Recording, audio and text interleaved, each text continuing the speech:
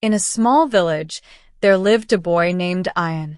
He was only 15 years old, but life had already taught him how painful it could be to grow up with empty hands and a heavy heart.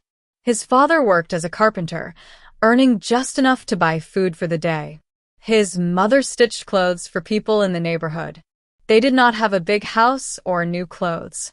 But Ion had one thing that most people his age did not, a dream. Ion wanted to become an athlete, a runner who could represent his country. He used to watch races on an old television in the neighbor's house, eyes wide with hope, heart full of fire. But dreams are not enough when your shoes have holes and your stomach is often half empty. Many people laughed at him. "Look at this poor boy dreaming of the stars," they would say. But Ian did not stop dreaming. He did not reply to their laughs. He replied with silence and sweat.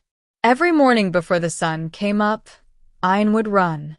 He had no proper track, only dusty village roads. His shoes were old and torn, but his spirit was strong. He ran like the wind chased him. His body ached, but his heart whispered, "One day they will know your name." He fell many times, scratched his knees, but always got up. He was not running just to become a champion. He was running away from the poverty that had held his family down for years. One day, a coach from the city came to visit the village. He had come to attend a wedding. But while walking early in the morning, he saw something strange. A young boy running barefoot on the dusty road with sweat dripping and eyes burning with focus. The coach stopped and watched. There was something about the way Ian ran. Not just speed, but passion. The next morning, the coach waited again, and there he was. Ian running as if his life depended on it. After a few days, the coach approached Ian. "Why do you run like this?" he asked. Ian looked at him confused but calm. "Because I have no other choice. I want to change my life. I want to make my parents proud. I want to become someone who matters." The coach saw something in Ian that he had only seen in champions. Discipline. Not just talent, but discipline. Ian trained every day without fail, without excuses. No holidays, no laziness, no giving up. The coach decided to take Ian under his wing. He arranged for him to train in the city, gave him a place to stay, and brought him new shoes.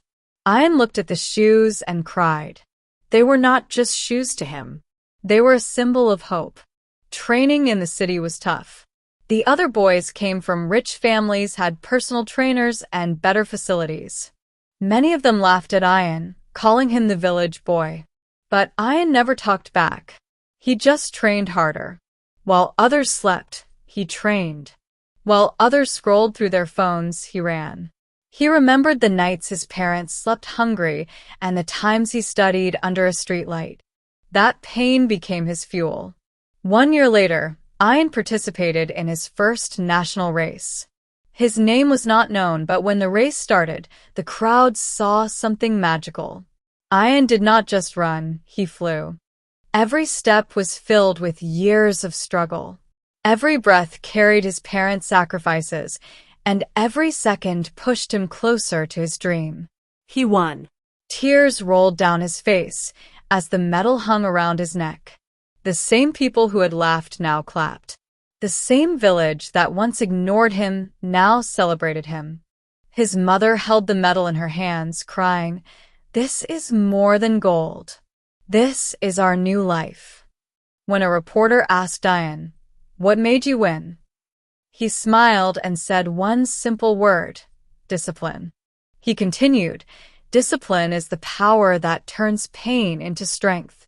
It makes the weak strong. It gives direction to dreams." I did not have money.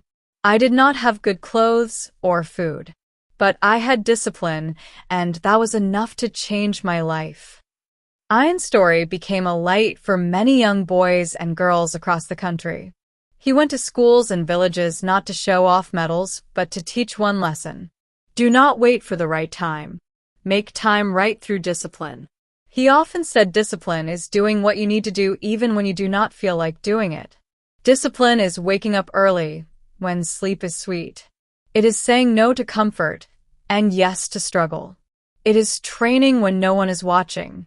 It is standing back up every time life throws you down. Today, Ian runs not only for medals, but for every child who believes they are too poor, too small, too weak to dream. He tells them, do not let your background become your boundary. Let your discipline become your power. This is not just a story. It is a mirror. Look into it. Ask yourself, do I have a dream? If yes, then the next question is more important. Do I have the discipline to reach it?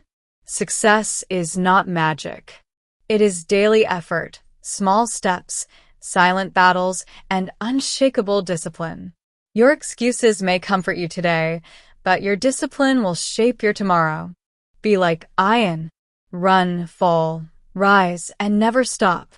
Because the world remembers not the ones who had comfort, but the ones who had discipline. Discipline is not a punishment. It is your superpower. Use it